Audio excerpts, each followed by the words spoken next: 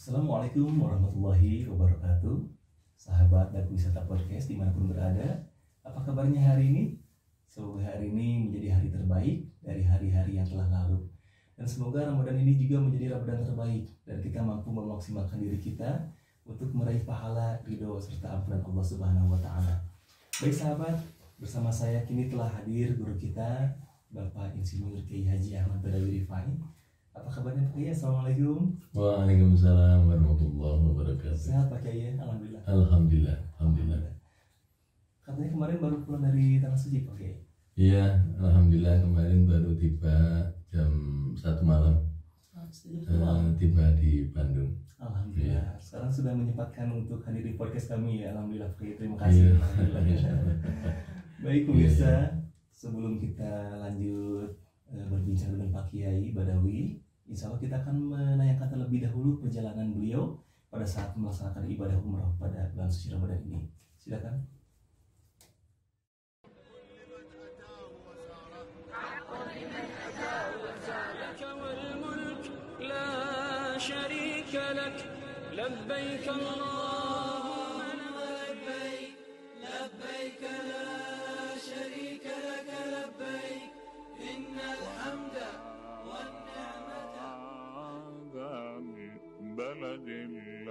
وهذا البلد الأمين.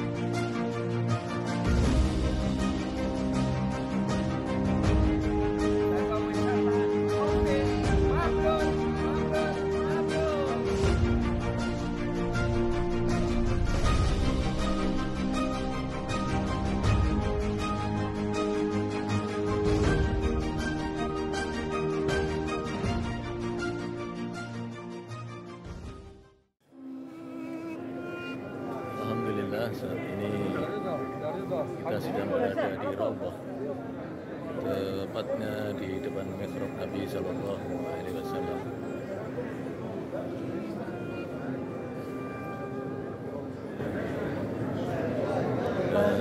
Kita berjuang mengantri, kemudian panas, berdesak-desakan, dan akhirnya bisa masuk Raudhah dengan sebaik-baiknya dan diselamatkan oleh Allah Subhanahu wa taala. Kita bisa berdoa, bisa menyampaikan salam kepada Nabi sallallahu alaihi wasallam, kemudian kepada seluruh sahabat yang dimakamkan di sana, yakni Abu Bakar radhiyallahu anhu dan Umar ibn Khattab. Assalamualaikum ya Rasulullah. Assalamualaikum ya Safatullah. Allahumma salli ala Sayyidina Muhammad wa ala ali Sayyidina Muhammad.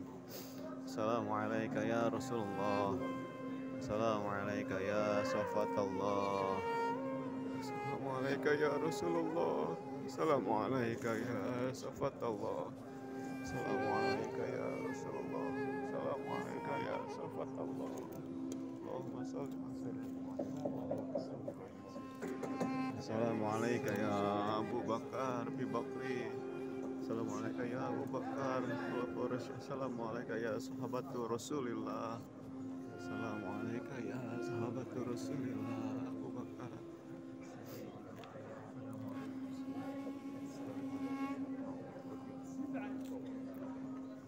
Assalamualaikum ya umat Khattab. Assalamualaikum ya sahabat Rasulullah.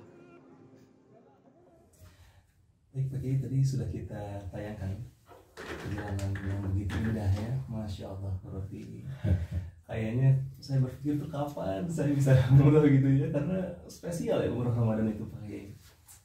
Iya, memang mudah-mudahan antum juga segera dijabah oleh Allah Amin, amin. dan memilih nanti untuk umroh Ramadan. Amin. Karena umroh Ramadan itu banyak hal yang memang kita ketahui keistimewaan. Jangankan umrohnya, Ramadannya sendiri sudah merupakan bulan yang luar biasa. Di dalamnya ada bulan ampunan Allah, kemudian diturunkannya Al-Quranul Karim pada bulan itu, kemudian juga menjadi bulan mubarak, bulan yang penuh berkah. Apalagi ketika kita berbicara umroh pada bulan Ramadan, tentu saja hal ini menjadi sesuatu yang sangat menarik. Saya kira banyak di antara kaum muslimin berlomba-lomba untuk mendapatkan kesempatan umroh ke Baitullah Al-Haram di bulan Ramadan ini, karena Nabi SAW memberikan motivasi kepada salah satu sahabat yang pada waktu itu ketika Nabi berangkat haji, Fulanah, seorang istri dari Fulan sahabat Nabi, tidak berangkat haji karena alasan harus memelihara keluarganya, kemudian ternaknya. Lalu Nabi bersabda, ya sudah kalau begitu nanti pada saat Ramadan berangkatlah kamu umroh, karena umroh di bulan Ramadan pahalanya seperti pahala haji. Pahala haji bersama Iya, Rasul, Masya Allah. iya. Jadi begitu menariknya seperti itu. Makanya saya berpikir bulan Ramadan musimnya lagi musim panas, betul Pak Kiai ya? Iya. Lagi musim panas ya. Tapi Iya. orang saya lihat di tayangan siar langsung kok lebih banyak itu dari ini ya. Masya Allah, ternyata memang pahalanya itu luar biasa ya. Masya Allah. Iya. Bahkan di 10 hari terakhir saya kira biasanya seperti musim haji. Jadi tamu-tamu Allah itu dari penjuru dunia dan bahkan di sekitar Arab Saudi juga melaksanakan umroh, karena pada waktu itu mereka juga ingin di malam-malam terakhir di bulan Ramadan ingin mendapatkan kebaikan dari Allah Subhanahu wa Ta'ala, dan terutama mencoba untuk mendapatkan Lailatul Qadar. Masya Allah. Jadi sahabat sekalian, nampaknya sudah tidak peduli panas, tidak peduli haus, lapar Pak Kiai ya, melihat pahala yang begitu luar biasa. Masya Iya. Allah. Iya. Kemudian pengalaman apa lagi Pak Kiai kemarin? Ya, kami kebetulan berangkat pada saat pasca pandemi, Pas pandemi. dan bulan Ramadan itu betul-betul sangat dekat dengan bulan pandemi, sehingga ada beberapa hal yang memang kita perhatikan, regulasi baik dari pemerintah Indonesia maupun pemerintah Saudi. Tapi alhamdulillah makin kesini regulasi itu akan makin berkurang, sehingga akan memperingan bagi jamaah. Lebih longgar ya? Lebih longgar. Alhamdulillah. Misalnya ketika kita berangkat pada tanggal 8 April dan kita take off tanggal 9 April, sudah tidak ada karantina ya Di Jakarta. di Jakarta. Di Jakarta. Dan Arab Saudi justru lebih advance, lebih duluan menghapuskan itu. Jadi siapa saja yang datang ke sana untuk melaksanakan umroh maupun haji sudah tidak ada persyaratan karantina di sana, di hotel maupun di tempat-tempat yang ditunjuk oleh pemerintah Saudi Arabia, dan melakukan PCR di akhir dari karantina itu. Ya. Kemudian tapi selama Pak Kiai membimbing, perbedaannya apa namanya, mulai dari semangat jamaah ya, kalau sebelum Ramadan mungkin kan karena ada sarapan pagi jamaah semangat kan.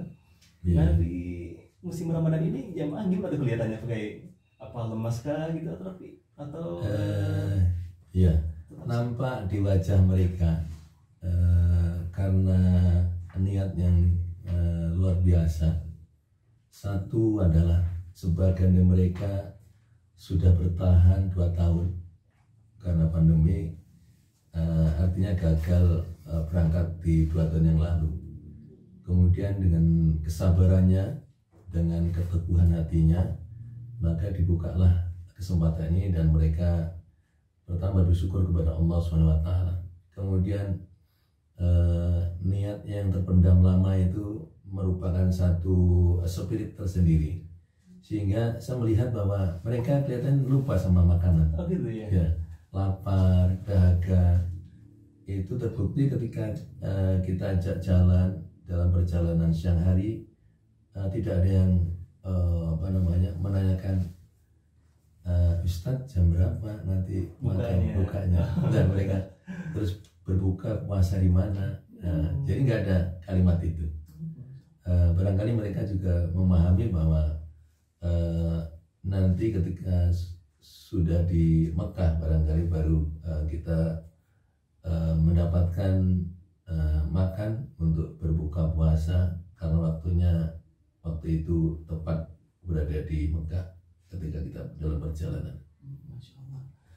Kemudian saya menyimak juga di TV ataupun di YouTube, saya suka lihat itu untuk buka puasa pelayanan masjid itu sungguh luar biasa Pak Kiai ya. Itu bagaimana tuh pengalaman yang berkesan, kita tinggal duduk saja kemudian ada petugas yang memberikan takjil, itu Masya Allah sekali saya lihat Pak Kiai. Ya, saya kira di Indonesia pun banyak orang yang menyadari bagaimana di dalam bulan puasa itu berbuat kebaikan, terutama memberi iftar, memberi makanan untuk berbuka puasa. Bukankah kata Nabi, barang siapa yang memberikan makanan untuk berbuka puasa, maka dia akan mendapatkan pahala sama dengan yang berpuasa. Itu sangat menarik, dan ini tentu menjadi pegangan orang-orang Arab tidak terkecuali. Oleh karena itu mereka berlomba-lomba untuk memberikan takjil atau memberikan makanan untuk iftar bagi kaum muslimin yang berada di Masjid Nabawi maupun di Masjidil Haram. Bayangkan mereka dari beratus-ratus, barangkali beribu-ribu orang datang ke sana, lalu kemudian membawa makanan mulai dari kurma, roti, kemudian yuhar, lalu juga teh manis maupun kohwa, semua diperuntukkan bagi jamaah yang berada di masjid. Hanya sekarang ini agak berbeda dengan tahun-tahun sebelum pandemi, bahwasanya di Masjid Nabawi itu ada standar, jadi standar makanan yang harus disajikan oleh para dermawan, orang-orang yang juga pengen berkhidmat kepada para jamaah yang sedang berpuasa. Itu setiap orang satu paket, satu tas kecil yang isinya adalah 1 botol air zam-zam yang kapasitasnya 250 ml, kemudian 1 buah roti yang cukup, lalu kemudian ada yogurt bersama bumbunya. Tapi orang sini tidak suka bumbu itu, hanya orang sana yang suka. Menarik Pak Kiai. Kurma dan di luar itu nggak boleh, kecuali yang memang berbuka di luar masjid, itu mereka masih menyajikan nasi kebuli, nasi biryani secara berkelompok gitu. Tapi di halaman masjid dan di dalam masjid itu tidak diperkenankan. Hanya 3 itu yang boleh disajikan oleh para dermawan. Siapapun boleh Pak Kiai ya, dengan syarat kita harus mengemas dulu ya. Iya, harus mengemas. Oh. Jadi ada standarnya. Dan itu ada tulisannya. Memang untuk berbuka, kemudian apa namanya, ada lambang masjid. Bagi pengunjung masjid ya. Ya, pengunjung masjid. Masya Allah. Nabawi. Itu saya lihat, masya Allah. Jadi memang hikmah pandemi itu banyak ya. Jadi termasuk kita peduli dengan kesehatan makanan yang dibagikan. Asalnya kan setahu saya tuh bagi-bagi makanan tuh bagi-bagi aja kan, kayak Iya. bagi-bagi kurma, ngambil kan gitu kan. Iya. Iya dulu ya. Iya betul. Dulu taruh aja di plastik yang digelar panjang. Betul. Sekarang lebih rapi. Lebih rapi lagi. Jadi dikasih satu orang satu tas itu. Tapi berbeda dengan yang di Mekah. Ada sebagian yang seperti itu, ada sebagian yang di dalam Masjidil Haram itu ya semua ditaruh aja. Jadi misalnya ada roti taruh, kurma ditaruh, kemudian minuman zam-zam diambilkan dari pot-pot yang di sebelahnya, tidak dikemas dalam botol. Kemudian apa namanya, yuhan juga ditaruh gitu aja sama bumbunya, dan kita bisa menikmati juga sebenarnya sama.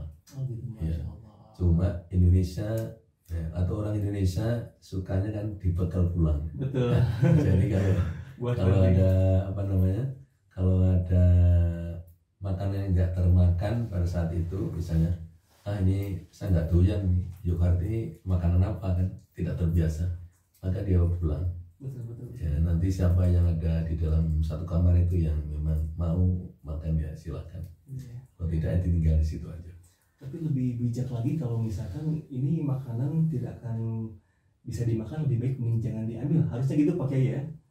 Ya tapi Iya. kan sudah di dalam tas gimana? Betul, iya. Iya. Betul. Iya.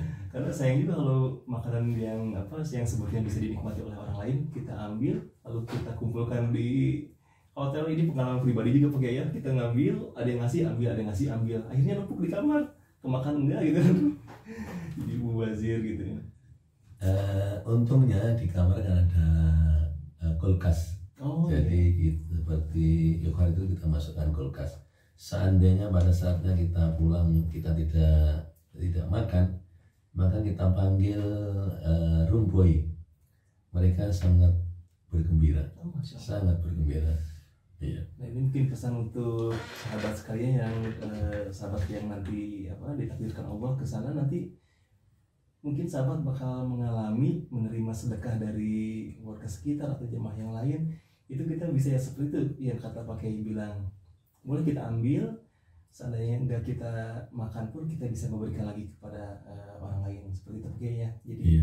bisa Iya. ada amal lebih untuk kita juga Iya. gitu kan. Masya Allah. Kemudian ini Pak Kiai, untuk sholat tarawih, Pak Kiai.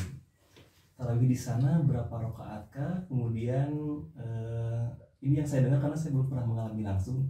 Katanya satu malam itu 1 juz ya, betul Pak Kiai? Apa namanya, hampir. Hampir 1 juz. Tergantung imamnya. Jadi di sana itu sekarang imam Isya sendiri, imam Taraweh itu dibagi 2. Jadi 6 rakaat itu satu imam, kemudian disambung lagi imam yang lain itu 7 rakaat termasuk witir. Jadi di sana tarawihnya bukan 11 tapi 13. 13 ya. 13 ya. Sahabat, saya juga baru tahu ternyata ya. Jadi di sana tuh kalau di kita kan yang saya tahu Pak Kiai ya, 2 gitu kan, ada yang 4 3 gitu kan. Iya. Kalau di sana gimana Pak Kiai? Berapa? Di sana 22. 2 ya. 22. Oh, 2 terus nanti terakhir 1. Oh, terakhir 1. Ya. Cuma tidak dikomando seperti di sini. Kalau di sini kan Di sini kan dikomando As-salatu supaya ya sunnatun selalu sunatan terbaik gitu ya. Atau selalu sunatan minal fitri. Jadi kita bisa apa namanya, bisa mendengarkan Betul. ini waktunya witir atau waktunya tarawih. Kalau di sana enggak. Enggak ya? Nah enggak, jadi terus saja, nanti di akhir 1 rakaat berarti ini witir. Oh gitu ya. Tapi kalau sudah pernah satu malam ikut, maka besok sudah tahu bahwa begitu sudah 10 rakaat berarti yang 3 terakhir itu sudah witir. Karena kebanyakan mereka rakaat terakhir itu kan suratnya tertentu.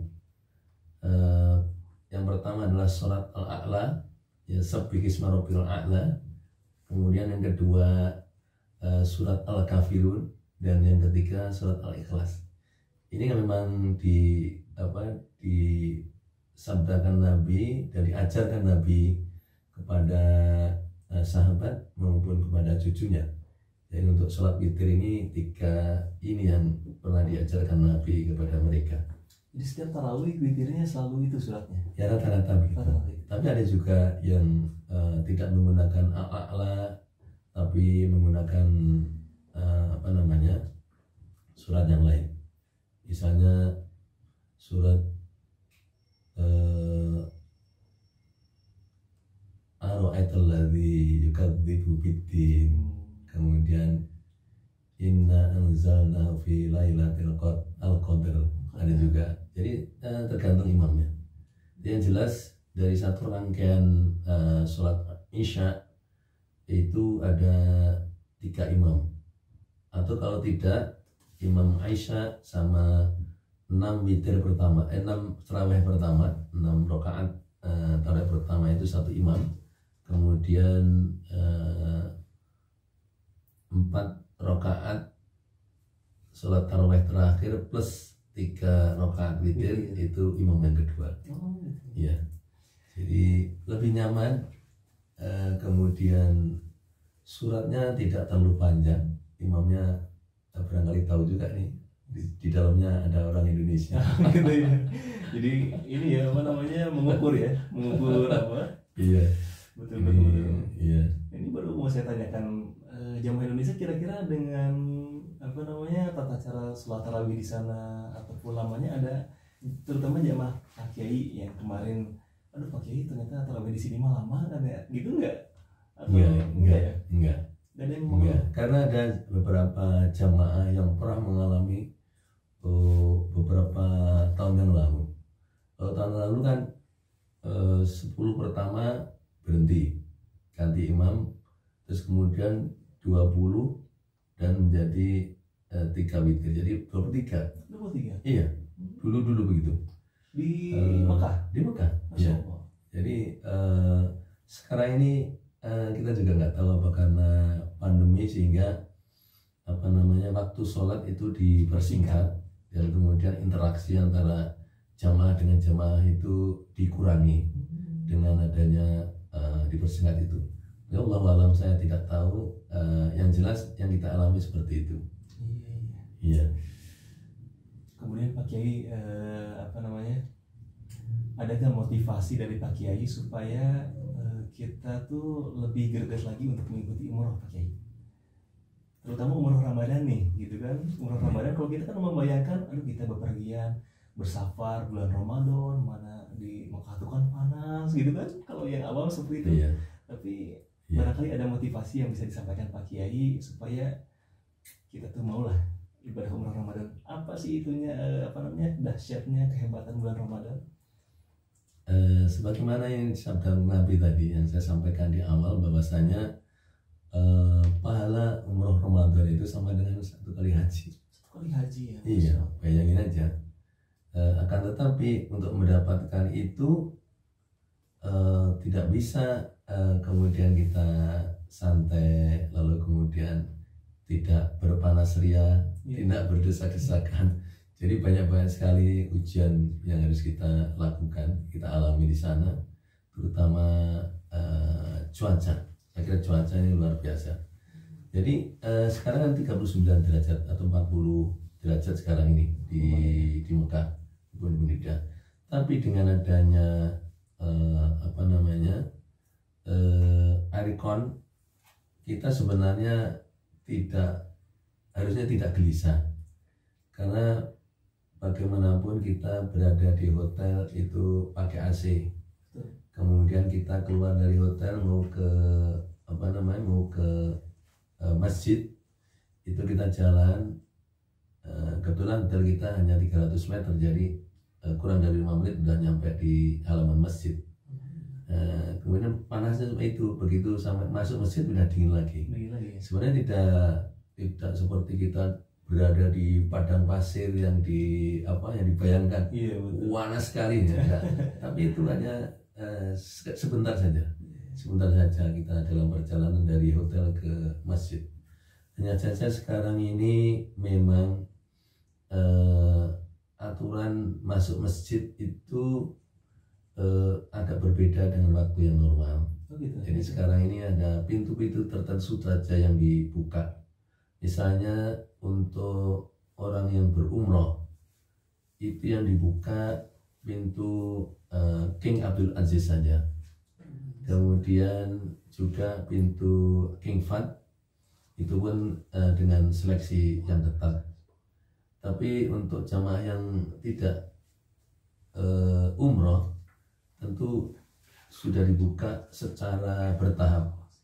Jadi misalnya diisi dulu tingkat 3, nanti kalau sudah penuh baru di close tingkat berikutnya sampai tingkat dasar.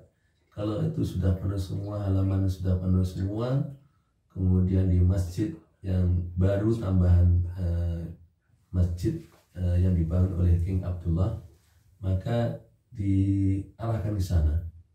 Kalau di sana penuh baru dinaikkan ke atas ke lantai 4. Jadi gitu. Pengaturannya begitu.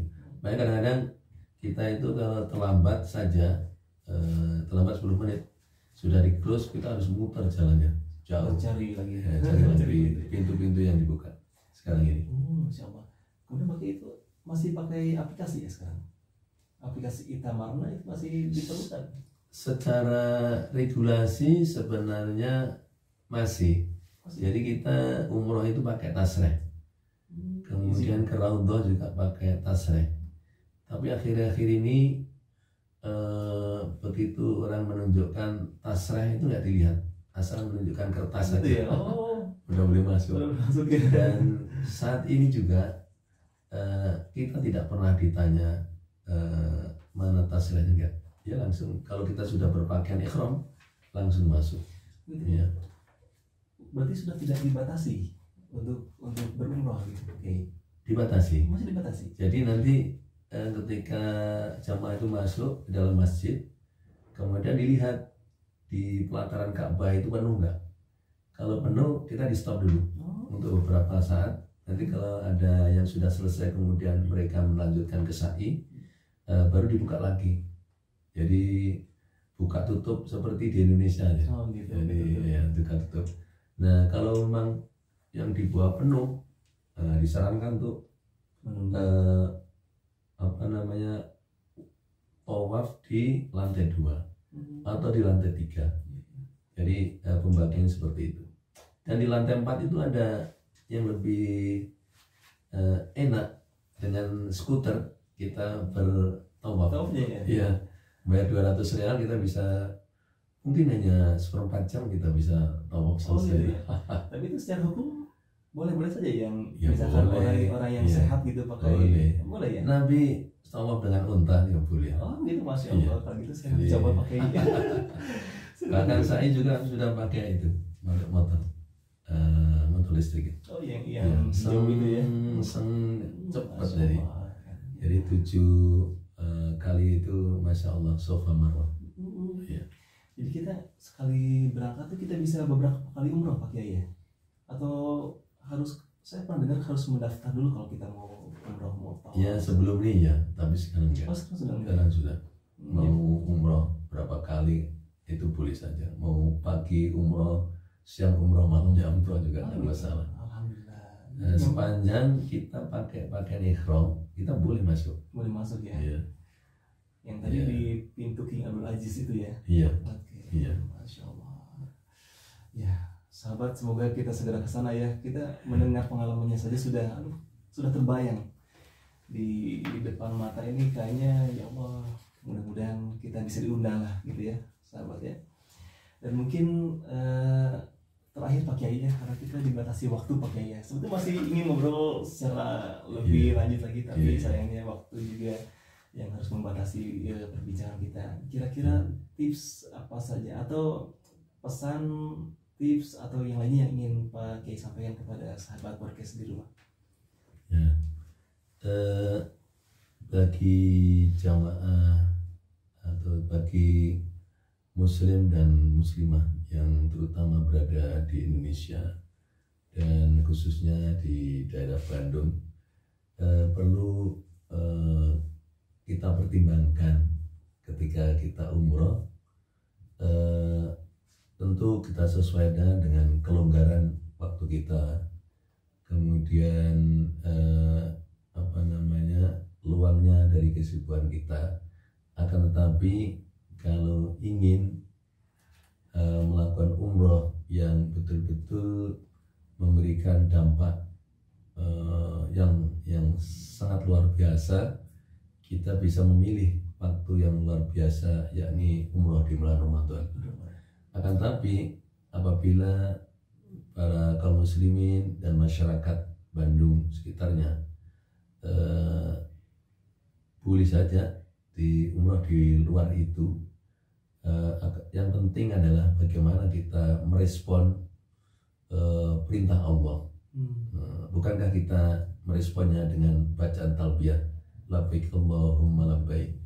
Jadi respon itu yang memberikan semangat, memberikan spirit kepada kita untuk hadir di hadapan Allah di Baitullah Al-Haram. Akan tetapi kalau mau memilih, maka urutan nomor 1 adalah di bulan Ramadan adalah pilihan yang utama. Saya kira itu, karena banyak di antara keutamaan di bulan Ramadan. Bayangkan saja kalau di sini saja yang sunnah, pahala sunnah disamakan dengan pahala wajib. Kemudian 1 kali dibalas 700 kali. Nah, sekarang bayangkan kalau kita sholat di Masjidil Haram, itu yang normal saja itu 100.000 kali. Bagaimana kalau di bulan Ramadan? Tentu saja. Jadi hal yang itu, walaupun kita tidak berbisnis dengan Allah, akan tapi Nabi kita memberikan motivasi kepada kita agar kita selalu memilih yang terbaik. Apa saja yang bisa kita lakukan dan apa saja yang kita mampu melakukannya. Mudah-mudahan hadirin pemirsa yang berbahagia, yang dirahmati Allah, mudah-mudahan pilihan itu menjadi pilihan kita untuk umroh ke Baitullah Al-Haram maupun berhaji ke Baitullah Al-Haram sesuai dengan kapasitas kita, sesuai dengan kemampuan kita. Saya kira itu yang pesan kami, untuk kalau memilih maka pilihlah yang optimal. Ya.